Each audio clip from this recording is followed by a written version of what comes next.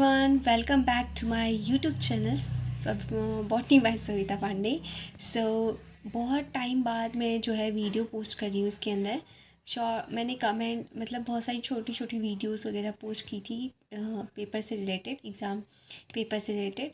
लेकिन एक्चुअली मेरे खुद के एग्ज़ाम हो रहे थे जिसकी वजह से मैं वीडियोस नहीं अपलोड कर पा रही थी, तो I am really sorry about it.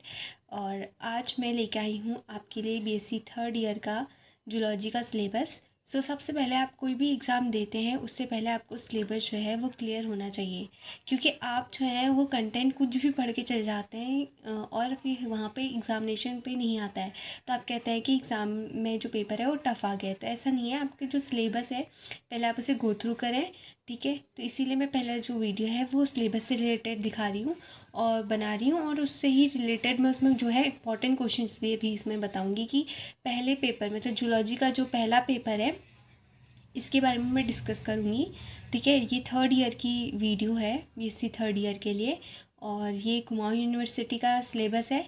तो आप जो भी यूनिवर्सिटी से हैं तो उसमें ये अप्लाइड होगा, क्योंकि इसमें जो कंटेंट होता है मैक्सिममली सेम होता है, लेकिन कहीं कहीं पे कुछ चेंजेस होते हैं, किसी में एक्स्ट्रा होता है, किसी में वो चीज़ें कंटेंट जो होती है वो कम होती हैं। तो आप इसको देख लीजिएगा, और अगर किसी को लगता है कि हमारे सिलेबस में नहीं है तो वो मुझसे कमेंट कर सकता है।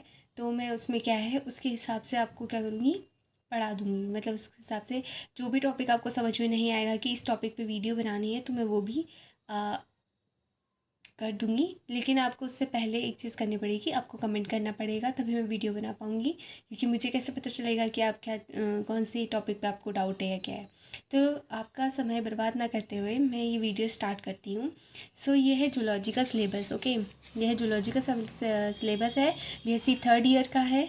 तो मैं पहले ही बोल दूँ, ये बीएससी थर्ड ईयर का है और ये पेपर फर्स्ट है। जूलॉजी में पेपर फर्स्ट की बात करी जा रही है, जिसमें माइक्रोबायोलॉजी आएगा, बायोलॉजिकल टेक्निक्स आएगा, and biostatics and bio informatics आएगा, इन्फॉर्मेशन आएगा, ठीक है। माइक्रोबायोलॉजी में माइक्रोब्स के बारे में पढ़ेंगे, वायरस, बैक्टीरिया, इन सब के बारे में पढ़ेंगे। और बायोलॉजिकल में हम कुछ नहीं, इसमें कुछ टेक्निक्स के बारे में पढ़ेंगे। जैसे आपने 11th-12th में पढ़ी होगी क्रोमेटोग्राफी, जिसमें हम पेपर लेते हैं, उसमें फिर हम उसको एक लिक्विड में डिप कर देते हैं, जिसमें इंक मार्क लगाते हैं, और फिर उसके हिसाब से कलर जो होते हैं उसके अंदर, इंक के अंदर जितने भी कलर होते हैं वो अपने हिसाब से स्प्लिट आउट होते हैं। तो उसी तरीके की बहुत सारी प्रोसेस जो है इसके अंदर बायोलॉजिकल टेक्निक्स के अंदर हमें पढ़ने को मिलेगी। बायोस्टैटिक्स, जिसमें मीन, मोड, मीडियम, ठीक है, स्टैंडर्ड डेविएशन, ठीक है, ये सब चीज़ हमें बायोस्टैटिक्स में पढ़ना पड़ेगा। और इसमें एक फ़ायदा ये है बायोस्टैटिक्स का कि आपकी जो बॉटनी का सिलेबस है उसके अंदर भी बायोस्टैटिक्स है। तो आप जो मीन, मोड, मीडियम इसके अंदर पढ़ोगे वही चीज़ आपको बॉटनी के अंदर भी पढ़ने को मिलेगी, सेम चीज़। बट उसमें ये डिफरेंस रहेगा कि आपको उसमें प्लांट्स और प्लांट्स के बारे में, प्लांट्स की स्पीसीज़ का मीन, मोड, मीडियम निकालना होगा, और इसके अंदर एनिमल्स के स्पीसीज़ का क्या करना होगा, मीन, मोड, मीडियम निकालना होगा। लेकिन मीन, मोड, मीडियम निकालने का, स्टैंडर्ड डेविएशन निकालने का मेथड जो है वो सेम रहेगा, फॉर्मूला सेम ही रहेगा, चेंज नहीं होगा, ठीक है। तो इसके बाद हम पढ़ते हैं बायो इन्फॉर्मेशन। तो बायो इन्फॉर्मेशन में कुछ नहीं है, इससे रिलेटेड जो है क्वेश्चंस बहुत कम पूछे जाते हैं एग्जामिनेशन में। इसमें तुम्हारा कंप्यूटर साइंस से रिलेटेड है कि computer, what is computer, computer क्या होता है, इनपुट आउटपुट डिवाइस क्या होते हैं। तो ये सब चीज़ें इसके अंदर बायो इन्फॉर्मेशन में होती हैं, और ये चीज़ कम पूछी जाती हैं, बहुत ना के बराबर पूछी जाती है। कभी कभार पूछ लेते हैं, उतना नहीं पूछा जाता है। तो अब हम आते हैं यूनिट 1। यूनिट 1 जो है हमारी माइक्रोबायोलॉजी, आप देख सकते हैं ये जो यूनिट 1 है और यूनिट 2 है, ये दोनों क्या है, माइक्रोबायोलॉजी से रिलेटेड है। पहले क्या है, इंट्रोडक्शन ऑफ माइक्रोबायोलॉजी। आपको इंट्रोडक्शन पता होना चाहिए माइक्रोबायोलॉजी का, कि माइक्रोबायोलॉजी होती क्या है, ठीक है। जिसमें हम माइक्रोब की स्टडी करते हैं उसको हम माइक्रोबायोलॉजी कहते हैं, ठीक है। वो माइक्रोब्स जो हम नेकेड आई से नहीं देख सकते, उनके लिए माइक्रोस्कोप की ज़रूरत होती है, उनको हम क्या बोलते हैं, माइक्रोबायोलॉजी के अंदर उनकी स्टडी करते हैं, ठीक है। टाइप ऑफ माइक्रोब्स कितने टाइप के होते हैं, जैसे वायरस होता है, बैक्टीरिया होता है, फंजाई होगी, कुछ एल्गी होगी। तो ये सब क्या है, टाइप ऑफ माइक्रोब्स हैं जिसको हम माइक्रोस्कोप में देखते हैं, ठीक है। ऐसे छोटे छोटे पार्टिकल्स हैं जिसको हम माइक्रोस्कोप की मदद से देखते हैं, ठीक है। इसमें बहुत मोस्ट इम्पॉर्टेंट क्वेश्चन है ये, gram positive and gram negative. और ये जो क्वेश्चन है वो पूछा ही जाता है हर बार, तो ये ग्राम पॉजिटिव ग्राम नेगेटिव जो है वो बहुत ज़्यादा इंपॉर्टेंट है गाइस, ठीक है। और इसमें क्या है, इसमें टिपिकल स्ट्रक्चर ऑफ बैक्टीरिया करके भी आपको क्वेश्चन आ सकता है, तो आपको कंफ्यूज नहीं होना है। इसमें आपको ग्राम पॉजिटिव ग्राम नेगेटिव के बारे में ही आपको क्या करना है, बताना है। अगर आपको इसमें ग्राम पॉजिटिव ग्राम नेगेटिव या फिर इनमें से कोई भी टॉपिक जो है ना, ये जो मैं बता रही हूँ, इनमें से किसी पे भी आपको ये लगता है कि हमें यूट्यूब में नहीं मिल रहा है और ये हमें समझ में नहीं आ रहा है ये कंटेंट, तो आप मुझे कमेंट बॉक्स में लिख सकते हैं या फिर सेपरेट मैसेज कर सकते हैं मुझे। तो मैं उस वीडियो पे, मतलब उस कंटेंट पे वीडियो आपको अपलाइड जो है आपको प्रोवाइड करवाऊंगी, ठीक है। उसके बाद फेजेस एंड वायरस जो है ये भी बहुत इंपॉर्टेंट है। फेज जैसे बैक्टीरिया फेज होता है जो कि मोस्ट ऑफ द कॉमन चीज़ है, और ये आजकल तो सबको पता है कि गंगा रिवर जो है, जो रिवर है गंगा है, तो उसमें बैक्टीरिया फेज बहुत ज़्यादा पाए जाते हैं, जिसकी वजह से गंगा का पानी जो है वो कभी ख़राब नहीं होता, क्योंकि उसके अंदर बैक्टीरिया फेज होता है। बैक्टीरिया फेज वो होता है जो बैक्टीरिया को किल करता है, ठीक है। तो इसमें क्या है, बैक्टीरिया फेज के बारे में पढ़ना है कि बैक्टीरिया फेज होता क्या है, कैसे वो बैक्टीरिया के अंदर जाके उसको किल करता है और अपनी जो है कॉपीज़ बनाता है उसके अंदर, ठीक है। रिप्रोडक्शन भी पढ़ना है इसका। फिर वायरस होते क्या है, कितने टाइप के वायरस होते हैं, ठीक है। इस वायरसेस में आजकल वायरस भी चला था कोविड, ठीक है, कोविड-19 को, ठीक है। उसके लिए बहुत सारी कोविशील्ड वगैरह वैक्सीन्स वगैरह अप्लाइड करवाई गई, ठीक है। तो वायरसेस के अंदर ये सब भी आप डाल सकते हैं कोरोना वायरस के बारे में, और ये वायरस भी बहुत इंपॉर्टेंट है। और फेजेस और ग्राम पॉजिटिव ग्राम नेगेटिव ये जो चीज़ें हैं ये बहुत इंपॉर्टेंट है, ये पूछी जाती हैं, इनको आप स्किप करके मत जाना गाइस, ठीक है। ग्राम पॉजिटिव ग्राम नेगेटिव या फिर टिपिकल स्ट्रक्चर ऑफ बैक्टीरिया जो है वो ग्राम पॉजिटिव ग्राम नेगेटिव को ही कहा जाता है, क्योंकि इनका कुछ स्ट्रक्चर ऐसा, मतलब ये दोनों बैक्टीरिया हैं ग्राम पॉजिटिव ग्राम नेगेटिव, इनका कुछ स्ट्रक्चर में चेंजेस होता है, इसीलिए इनको डिफरेंट नाम दिए हैं, ग्राम पॉजिटिव ग्राम नेगेटिव। इस पर वीडियो मैं प्रोवाइड करवाऊंगी आपको जल्दी। फेजेस एंड वायरसेस भी इम्पॉर्टेंट है, इस पर मैं वायरस वो वीडियो बनाऊंगी। उसके बाद कुछ ऐसे बैक्टीरियाज हैं, मतलब जो कुछ ऐसे पैथोजेनिक हैं, जैसे माइक्रोबैक्टीरिया, रिकेट्सिया, एक्टिनोमाइसिटीज, माइकोप्लाज्मा। तो इनके बारे में थोड़ा थोड़ा पढ़ के चल जाना, कभी कभार मार्क्स में मतलब आ जाते हैं, ठीक है। एक्टिनोमाइसिटीज थोड़ा इंपॉर्टेंट है, उसको देख लेना।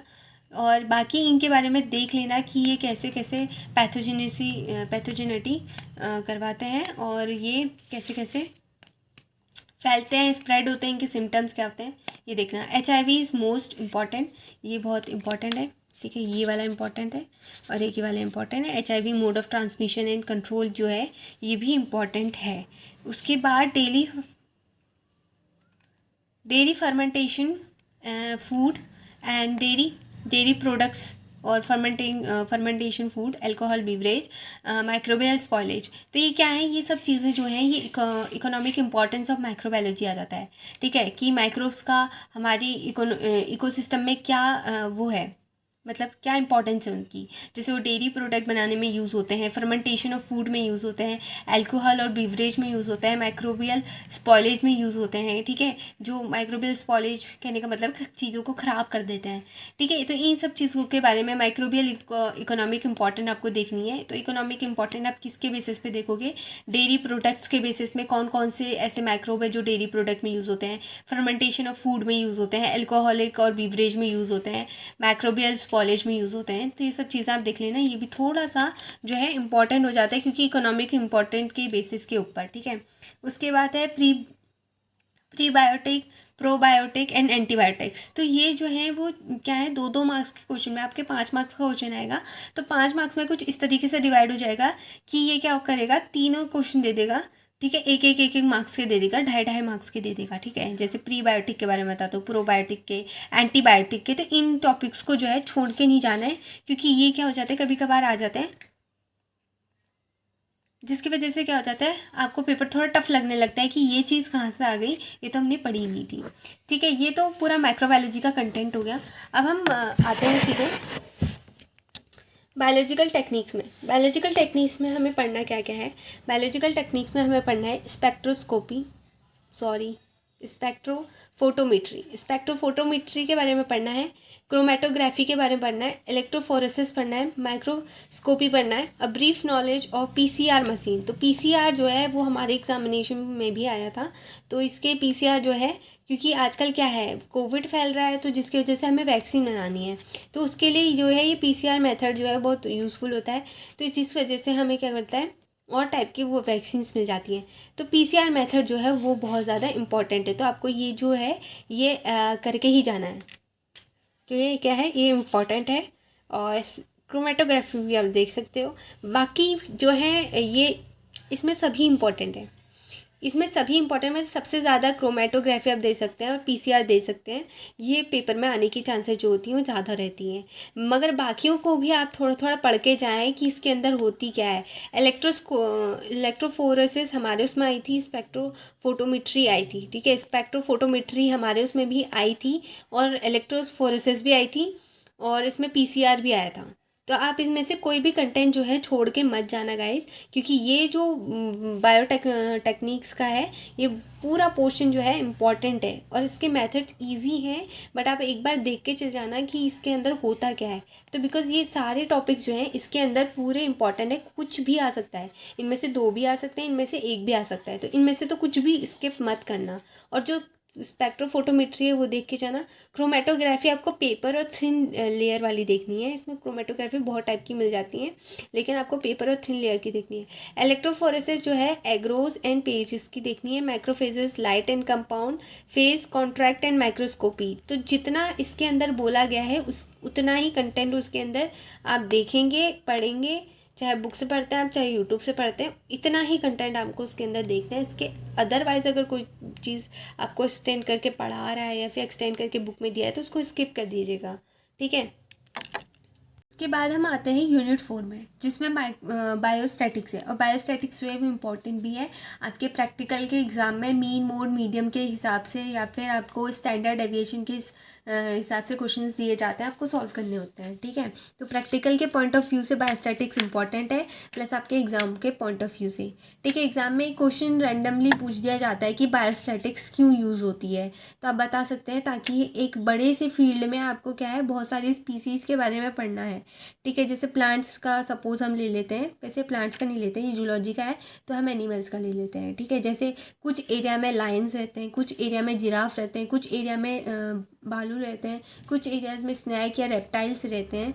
तो उसमें क्या करना है, आपको डाटा कलेक्ट करना है कि किस एरिया में कितने लोग रहते हैं, मतलब कितने एनिमल्स रहते हैं, ठीक है, कौन सी स्पीसीज़ कितनी रह रही है, उसका पूरा डाटा निकालने में आपको बायोस्टैटिक्स जो है वो बहुत ज़्यादा हेल्पफुल करता है, ठीक है। ये बहुत होता है, एक डाटा कलेक्शन होता है, डाटा हम कलेक्ट करते हैं किसी एक फील्ड से, ठीक है। बायोस्टैटिक के अंदर इसमें क्या होता है, रैंडम और नॉन रैंडम सैम्पलिंग होते हैं। रैंडमली हम क्या करते हैं, हम फील्ड के अंदर घुस जाते हैं, और उसके अंदर हम क्या करते हैं, रैंडमली हम क्या करते हैं, ये किसी भी एरिया को ले लेते हैं, ठीक है। ऐसा नहीं होता कोई स्पेसिफिक एरिया को हम लेंगे, हमारा जो मन करेगा, हम इतना बड़ा प्लॉट है, उनमें से कोई भी एरिया हम ये वाला कोना चाहते हैं, तो ये पहले सपोज कर लेते हैं, ये पूरा प्लॉट है, ठीक है। इस प्लॉट में से हमने ये वाला एरिया ले लिया, रैंडमली हमने कुछ भी चूज़ कर लिया, ये वाला एरिया ले लिया, और इस एरिया के अंदर ही हम क्या करेंगे, स्पीसीज़ को फाइंड आउट करेंगे, ठीक है। तो बायोस्टैटिक की वजह से मीन, मोड, मीडियम लगाएंगे फिर उसके अंदर, ठीक है।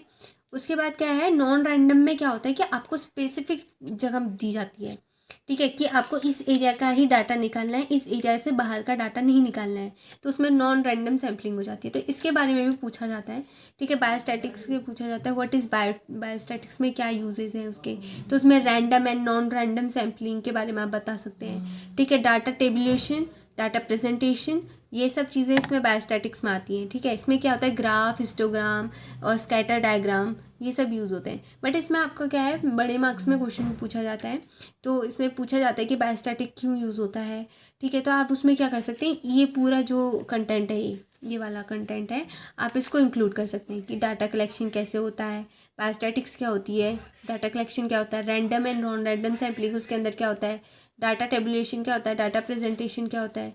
फिर डाटा प्रेजेंटेशन के आपके अंदर देख सकते हो कि ग्राफ, हिस्टोग्राम और स्कैटर डायग्राम क्या होते हैं। उसके बाद concept of mean, mode, medium and standard deviation, standard error, तो ये जो चीज़ें हैं ये एग्ज़ाम के पॉइंट ऑफ व्यू से बहुत इंपॉर्टेंट है, प्लस प्रैक्टिकल एग्ज़ाम के पॉइंट ऑफ व्यू से बहुत इंपॉर्टेंट है। दूसरा है बायो इन्फॉर्मेशन। बायो इन्फॉर्मेशन जो है ये ज़्यादा इम्पॉर्टेंट नहीं होती है, क्योंकि इसमें लाइफ है, इसमें जो बायो इन्फॉर्मेशन है इसमें जो कंप्यूटर है, कंप्यूटर बेस्ड क्वेश्चन जो होता है वो कभी नहीं पूछा जाता है। कभी कभार पूछ देता है, वरना नहीं पूछता है कि व्हाट इज़ कंप्यूटर। कंप्यूटर से रिलेटेड इन्फॉर्मेशन आप बता सकते हैं कि इनपुट आउटपुट डिवाइस क्या होती हैं, बाकी चीज़ें आप बता सकते हैं, लेकिन उतना इम्पोर्टेंट नहीं आता है इससे क्वेश्चन। ना ही वाइवा से, ना प्रैक्टिकल से, ना किसी चीज़ से रिलेटेड ये जो है ये उतना आता नहीं है। तो इस पर ज़्यादा फोकस मत करें, ज़्यादा फोकस आप किस पे करें, बायोस्टैटिक्स पे करें, क्योंकि ये जो पोर्शन है वो आपको बॉटनी में भी मिलेगा प्लस जूलॉजी में भी मिल रहा है। तो इसमें क्या है, खाली स्पीसीज़ का चेंज है, इसमें एनिमल्स के बारे में पढ़ना है, उसमें प्लांट्स के बारे में पढ़ना है, लेकिन मीन मोड मीडियम निकालने का, स्टैंडर्ड एविएशन, स्टैंडर्ड एरर निकालने का जो मेथड है वो तो एक ही रहेगा ना, फॉर्मूला तो एक ही रहेगा। तो इसीलिए, और डाटा कलेक्शन करना या रैंडम नॉन रैंडम सैम्पलिंग करना उसमें भी सेम ही रहेगा। Data tabulation, data presentation, histogram, scatter diagram, जो भी है ये एक ही चीज़ रहेगी। उसके अंदर बस क्या है, उसमें एनिमल्स की स्पीसीज़ में देखा जाएगा, इसमें जूलॉजी में, बॉटनी में प्लांट की स्पीसीज़ में देखा जाएगा, लेकिन रहेगा तो कंटेंट या फॉर्मूला एक ही जैसा रहेगा। तो उसमें क्या है, और कैलकुलेशन भी सेम ही रहेगी। मीन निकालने का जो फॉर्मूला है वो सेम रहेगा जूलॉजी में प्लस बॉटनी में, उसमें कोई चेंजेस नहीं होता। तो आप एक तीर से दो टॉपिक्स कर सकते हैं, ठीक है, एक तीर से दो निशाने लगा सकते हैं। तो आप बॉटनी का भी हो जाएगा और केमिस्ट्री प्लस जूलॉजी का भी, बॉटनी प्लस जूलॉजी दोनों का एक टॉपिक जो है आपका प्रिपेयर हो जाएगा, वो है बायोस्टैटिक्स। वो आपको प्रैक्टिकल से रिलेटेड और इससे रिलेटेड आ सकता है, लेकिन इससे जो रिलेटेड क्वेश्चन है वो कभी कभार पूछ लेता है, लेकिन रैंडमली एक क्वेश्चन तो पूछता है कि बायोस्टैटिक्स होती क्या है करके, उसके अंदर आप ये सब चीज़ें डाल सकते हैं, ऊपर वाला पोर्शन। और नीचे के तीन जो है ये प्रैक्टिकल के हिसाब से भी बहुत इंपॉर्टेंट है, ठीक है। जूलॉजी के प्रैक्टिकल में भी कभी कभार, हाँ, जूलॉजी के प्रैक्टिकल में प्लस बॉटनी के प्रैक्टिकल में ये तीनों क्वेश्चन ज़रूर दिए जाते हैं, ये इंपॉर्टेंट ही है। सो ये पूरा जूलॉजी का जो है कंटेंट है, ठीक है गाइस। तो ये मैंने आपको प्रोवाइड करवा दिया, इसमें से इंपॉर्टेंट चीज़ें बता दी हैं।